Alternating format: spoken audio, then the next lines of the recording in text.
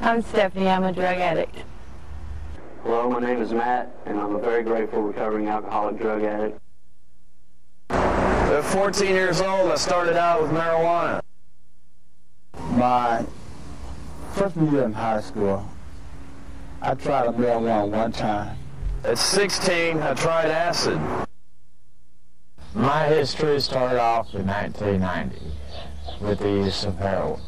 Tried cocaine. I started using drugs when I was about 15 years old. I'm 30 right now. I started drugs when I was 15. I'm currently incarcerated at Choice Moore for possession of marijuana and a DWI. 1984, I found out what crack cocaine was. I was introduced to it while I was dealing powder. I don't know how I fell off track so easily, but you know, the neighbors are smoking pot one day, and years of my life, ever since I was 13 up until the time I was 32.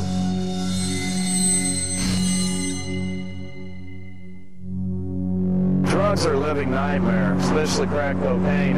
You always have a cry inside you, a craving that's telling you want more and more and more. My drug of choice is just about any drugs I get my hand on. Totally berserk. When I used drugs, I always felt like it made me feel like that I was a whole person. A fact of life is I went through $28,000 in 8 months. I stole, I swindled, I spent everything I had in the bank.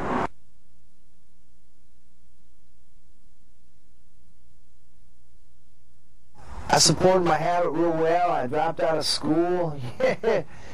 I had always felt different. Even from childhood, I felt like there was always something a little bit different about me. The first time I ever used drugs, I didn't even know I was using drugs. I fell into the wrong crowd, and they were passing around what we didn't know. I thought it was a cigarette or something, but it came to the back, and me and my brothers hit it just once, and then he said, "Here, chase it with this." And he passed a beer can to the back, and me and my brothers took a chug of beer. It seemed like anything that I tried to do that was right, you know, I never got any praise for it. I felt like that I wasn't quite right. There was always a sense of wrongness. And when I picked up the drugs, all that disappeared, and I automatically just felt like everything was right with me in the world. I've never met anybody that smoked a joint that just stopped with pot. 13, 14, by the time I was 15, it was get drunk every weekend. By the time I was 16 or 17, I was skipping school to go to the beer store. Once you're in that avenue, then you're into all sorts of other drugs like LSD, you know, hash, go right hand in hand because it's another product of marijuana. I used to watch those films that they'd show us in high school about, oh, you shouldn't smoke pot because you'd end up a heroin addict, and I remember thinking to myself, oh, that's not true, you know, a little bit of smoke's not going to hurt you. But in my case, that's exactly where it led. I was a pretty good running back. I averaged over 1,000 yards each competitive years that I was there. From that point on, I was recruited by the New Orleans Saints. It makes you think you are powerful, you are strong, that you can do anything, that you are above the law. I thought that. The first year I played with the New Orleans Saints, I was on the bench. I was called as an extra. I mean, if another player got hurt or two players, actually I had to wait. I was a third string backup. You know, so some of the traveling games I couldn't go because they didn't need me. But on the same token, I was at the house. You know, I thought I could maintain getting high, but yet still I saw my ability, you know, performing that I thought I was doing great. And by the time I was 18 or 19 years old, you know, it was every day after work or after when I was attending college. It was as soon as classes let out, go to the beer store.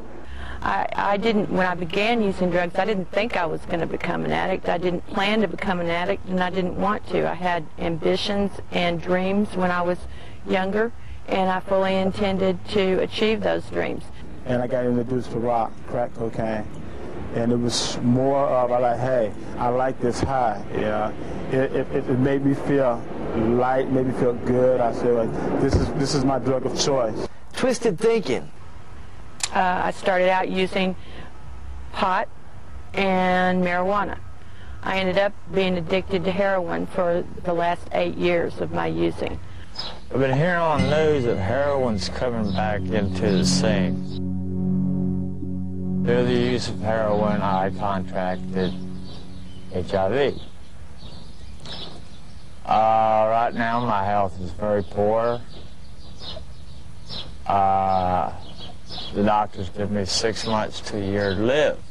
Addiction is an issue that is in society that comes from functional families and dysfunctional families. It was a turn in my life, in a day in my life that I'll never forget, because it broke my marriage up. It took my kids from me. I lost everything I had. All the money that I'd made dealing drugs, I smoked it up within a year. You don't even realize that you're doing how bad the thing you're doing and who you're doing it to and what you're causing to other people. See, when you deal drugs, you got money and you got drugs, and then you got friends, which, you know, when you're using, you call friends.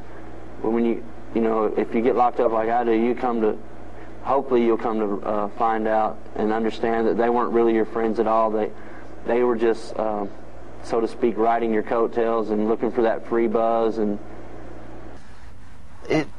to you, you know, you're a big man. But actually, I was not. I've had several close encounters with death, totaling out vehicles. My health today, I have pancreatitis, swollen liver, heart valve problems. If I remind me to take my heart medication. And it was the heroin. I was very sick. At the end of those 9 years, I was at the point where I didn't think I could ever get off drugs. I have tried and tried, you know, on my own and through the help of my probation officer and other people, my family, to try to get off drugs. And I didn't expect to. I thought I was going to just die that way. Pneumonia in one lung. They say that my lymph nodes are decayed. And I have a lump in one heart that they want to do a biopsy on. I'm 46 years old. I used for 23 years. It totally devastated my life. I got picked up by Philadelphia Eagles, and I was scared. And prior to me getting high that night before, I didn't get into sleep. But when you're all high on drugs, you really don't realize that. I should have been at home with my wife and 2 kids. You're all high and you think you're having fun and you got to smoke a joint to go to the movies. You got to shoot your cocaine and do your little old heroin. Then I turned back around, and final day of cut, and I just knew that I had it. And I'm saying, wait a minute, that's me. That's me. I was able to get to practice through my drills and my agilities. Little did I know drugs stay in your brain for 2 years. The night before, I ended up, getting high of my drug control and crack.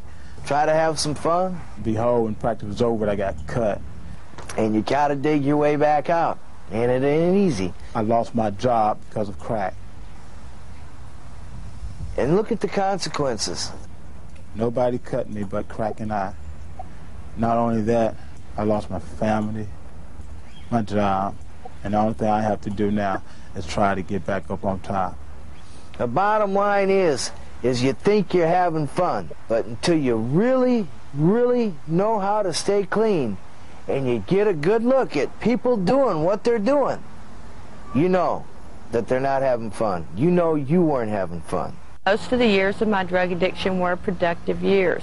I worked, I married, I had a family, I raised my child. because when you're on drugs and alcohol, you become a master at deception.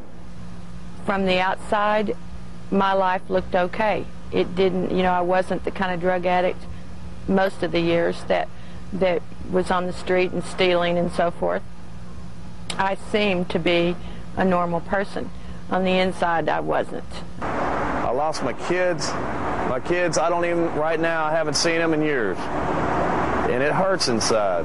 It's an empty feeling knowing that I have 2 beautiful daughters out there from my wife that I haven't seen in 4 years. A lot of my friends have ended up in jail. I have a sister that's been in jail 4 times.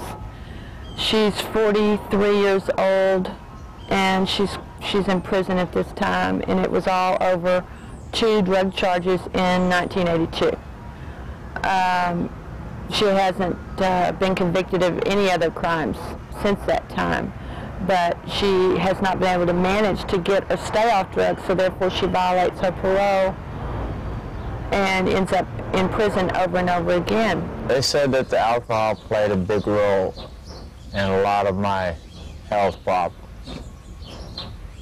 I'm trying to cut down. It's hard. I was at the point where I didn't think I could ever get off drugs. I didn't expect to. I thought I was going to just die that way. And that was my biggest fear, was having to live even another minute in that condition. I wasn't really afraid of dying. I was afraid of living and being an addict.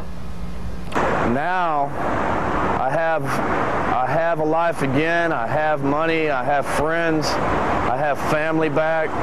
And I even have my girl back. But it's only conditional. And that condition is if I stay off drugs.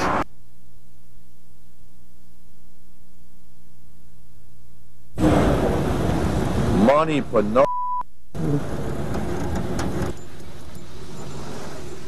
So tell me how you've been doing since our last interview. Rock and rolling, dude. I'm gonna run through the store. Good house. I figure I'd go see him. It's going to be an everyday battle for the rest of my life. You been staying out of trouble? Oh yeah. Yeah. And I'm not bragging about it. Yeah, you can make a lot of money on selling drugs, but I'm going to tell you what, just by the laws of nature, you're going to lose it. You won't keep the money, and you won't keep anything you have that you've made illegally. I have to keep my life straight, and I know one thing, that all these people mean more to me than drugs do. The things that I could have in this world, the happiness that I used to have, means more to me than the loneliness and the hell that I went through on drugs. And everybody that's in jail right now because of drugs, I'm glad they're there. It did me a lot of good. It made me think. It brought my health back, brought my senses back.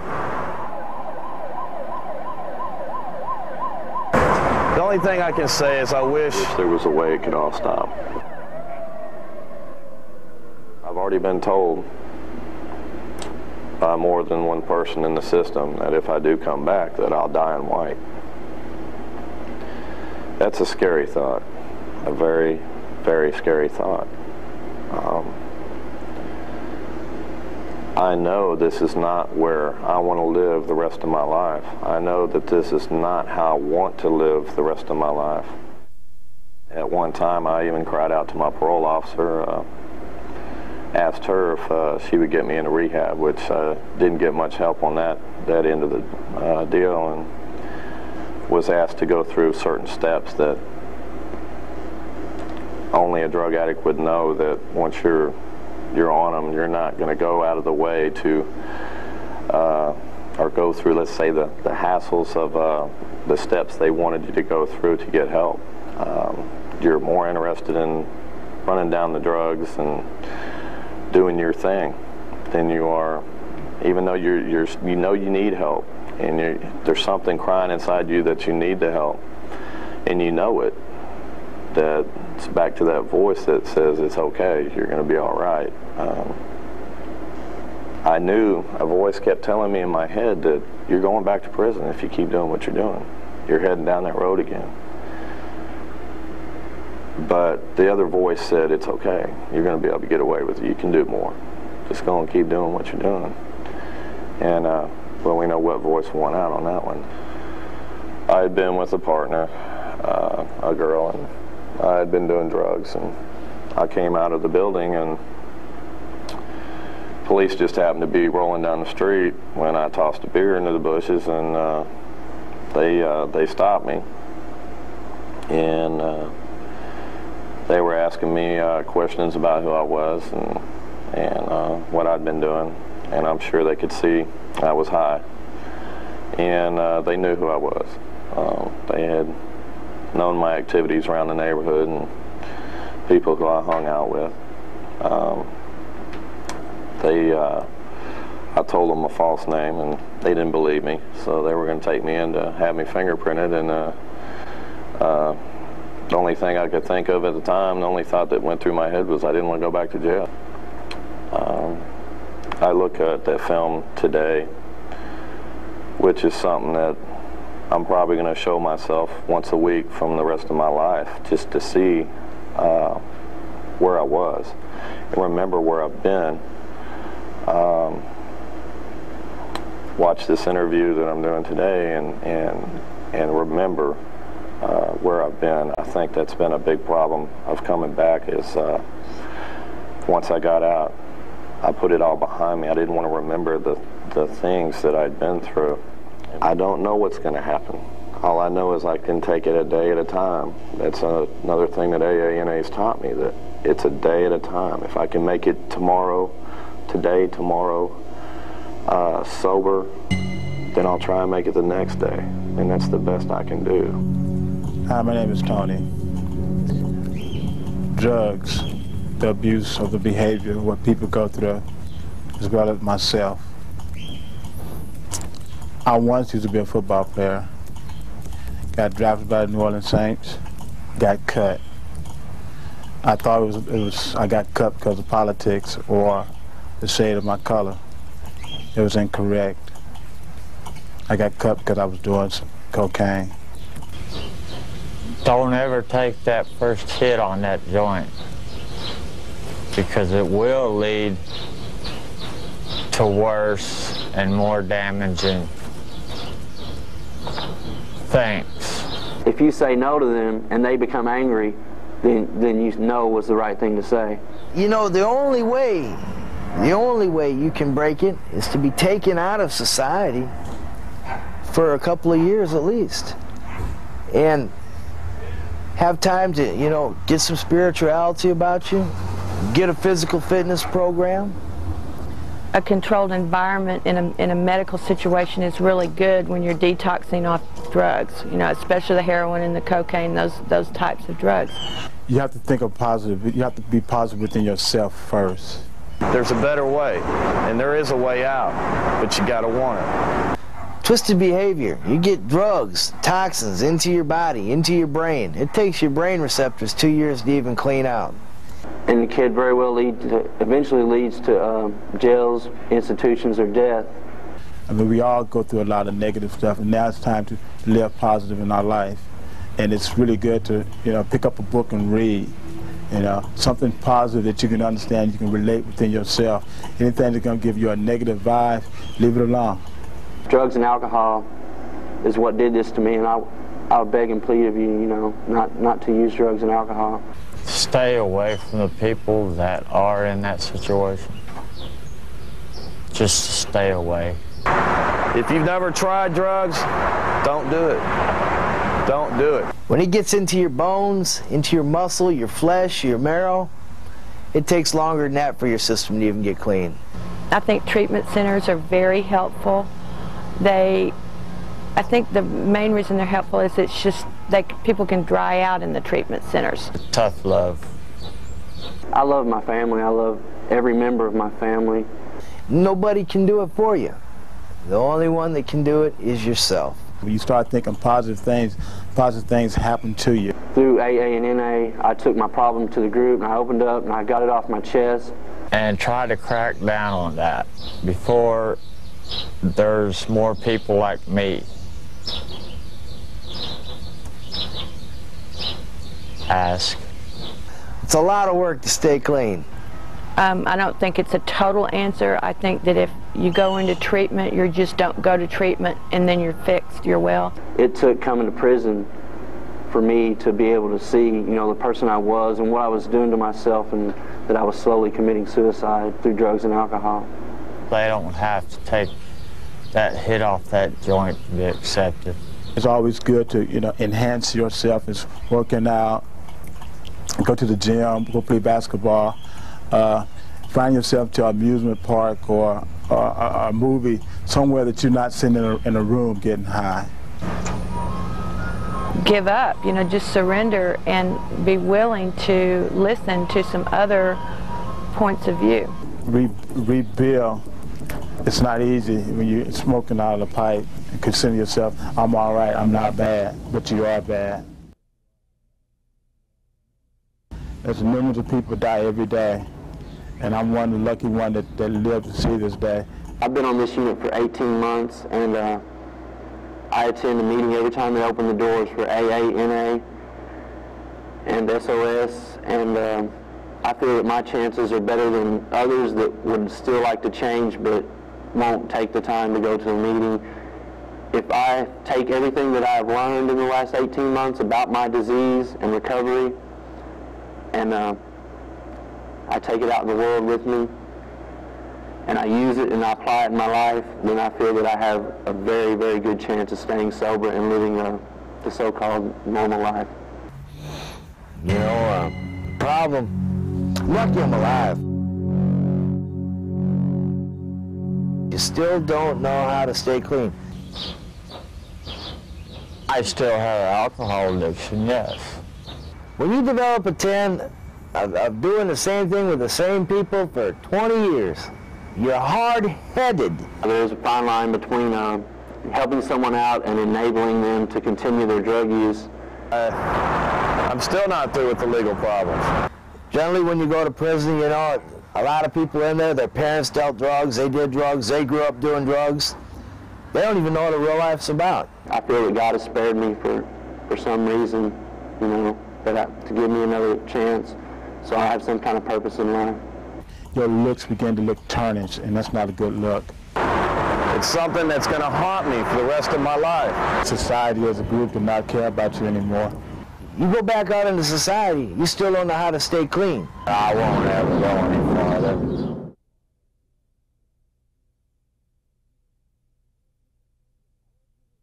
I went through this program, and it was 13 months worth, and it was an $80,000 program, and I was scared. Some people say that they don't have to have God to get clean. I'm not going to say that I don't. Well, yeah, I am too. I'm going to say I don't believe that's true. I think that is really the ultimate answer, is we have to have a spiritual and moral awareness to begin to change. And you got to dig your way back out, and it ain't easy. And then we have to make a day-to-day effort to continue that change. Everybody wants to help somebody, but the bottom line is half the programs in society today, it's a money thing. You know, we create beds here and we can make this much money, and we pull in these counselors and they have trouble keeping counselors. They can't even keep them through programs. What it's all boiled down to is spiritual principles. We have to learn why we do what we do and how to stop doing it. And you don't recognize these behaviors until you're actually, I didn't. I honestly think a lot of people don't. It's just a way of life after so many years. I've been taught that our disease is a mental, physical, and spiritual disease, and I believe that with all my heart. Lo and behold, you get a grip on the reality of really what life is about and what life's purpose is about. I have a spiritual part of me, you know, for a long, long time I didn't believe in God. I believe in God today. Reformed for years. I also believe that God is what keeps me clean. Day by day. On a daily basis. Without God, I wouldn't be able to. And I just, you know, I believe that with all my heart.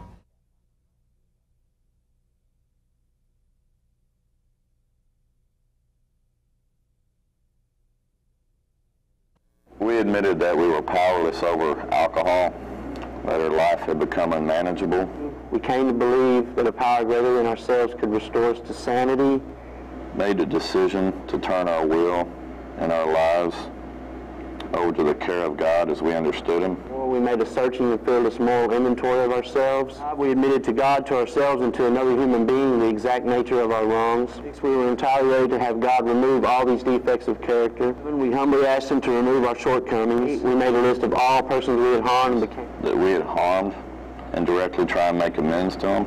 Made direct amends to such people whenever possible. Continued to take personal inventory. And we were wrong, promptly admitted it. Sought through prayer and meditation. To improve our conscious contact with God. To improve our conscious contact with God as we understood Him. Praying only for the knowledge of His will and for the power to carry that out. Having had a spiritual awakening as a result of these steps. As a result of these steps, we tried to carry that message to the alcoholic and practice these principles in all our affairs.